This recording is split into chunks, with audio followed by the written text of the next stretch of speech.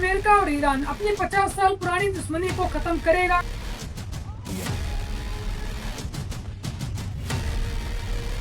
या इसकी कीमतें पूरी दुनिया को चुकानी पड़ सकती हैं?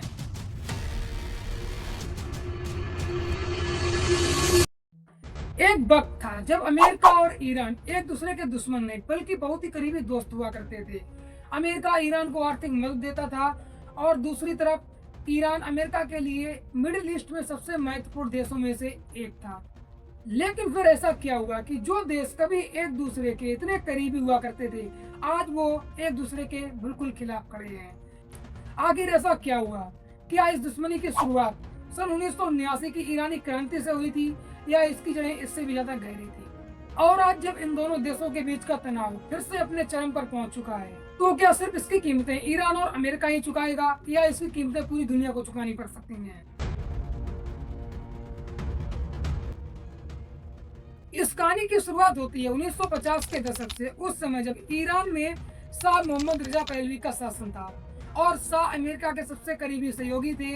अमेरिका के लिए ईरान मिडिल ईस्ट में बेहद महत्वपूर्ण देश था।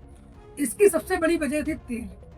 लेकिन सन 1951 में ईरान के प्रधानमंत्री मोहम्मद मोसदेक ने देश के तेल उद्योगों पर से विदेशी कंपनियों का अधिकार खत्म करके उन्हें ईरानी सरकार के अंतर्गत ले लिया। उनका मानना था कि ईरान के प्राकृतिक संसाधनों का फायदा ईरान की जनता को भी मिलना चाहिए। लेकिन ब्रिटेन और अमेरिका को यह फैसला पसंद नहीं आया।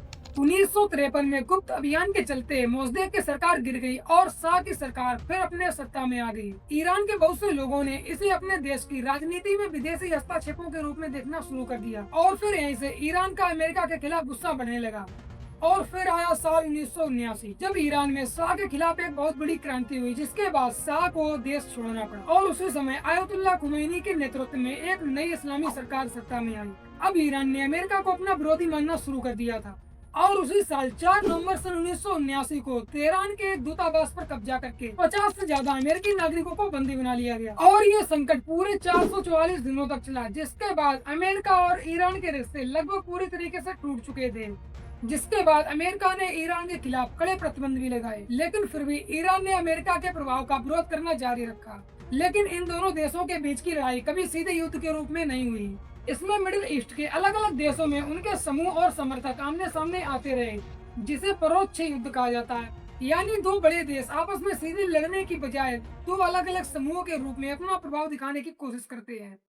और इसके अलावा एक और बड़ा मुद्दा सामने आता है, ईरान का परमाणु कार्यक्रम।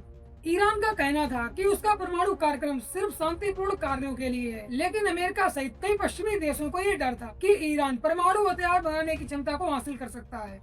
लेकिन इसके बाद शुरू होता है प्रतिबंधों और बातचीत का एक लंबा दौर और फिर 2015 में परमाणु समझौता हुआ। लेकिन कुछ सालों के बाद अमेरिका इस समझौते से बाहर निकल गया और ईरान पर फिर से कड़े प्रतिबंध लगा दिए गए। नतीजा फिर वही था कि दोनों देशों के बीच तनाव और बढ़ता चला गया।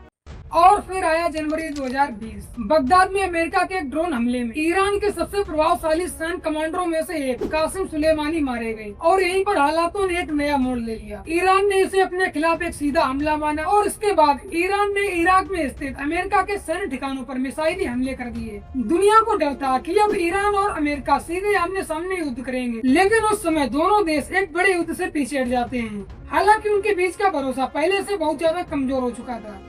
और फिर आया 2026 जब ईरान और अमेरिका का तनाव फिर से अपने चरम पर पहुंच चुका है। दोनों पक्षों के बीच सैन्य हमले और जवाबी हमले के साथ ये खतरा ईरान और अमेरिका तक सीमित नहीं रहा, बल्कि इसका असर पूरे मिडिल ईस्ट में दिखाई देने लगा।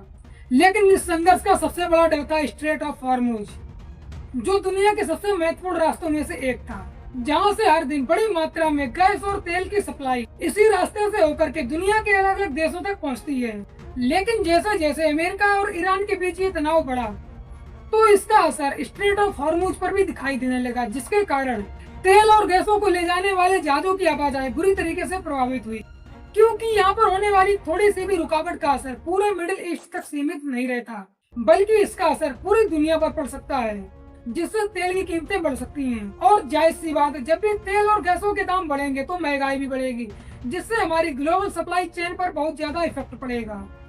तो सवाल अभी भी वही है, क्या अमेरिका और ईरान अपनी 50 साल पुरानी दुश्मनी को खत्म करेगा या ये सिलसिला ऐसा ही चलता रहेगा? क्योंकि इतिहास गवाह है, दो बड़ी ताकतों के बीच में होने वाली लड़ाई की कीमत अक्सर आम लोगों को ही चुकानी पड़ती है, फिर चाहे वो किसी भी रूप में भी चुकानी पड़े। और शायद यही वजह है कि अमेरिका और ईरान की 50 साल पुरानी दुश्मनी अभी भी रुकने का नाम नहीं ले रही है। ये कहानी अभी भी जारी है। और आप लोगों को क्या लगता है कि यहाँ पर कोई नया मोड़ आएगा या फिर ये दुश्मनी ऐसे ही लगातार चलती रहेगी? मैं आपके साथ निर्भय दुबे और आप लोग देख रहे हैं डॉक्यूमेंट्री विद निर्भय दुबे।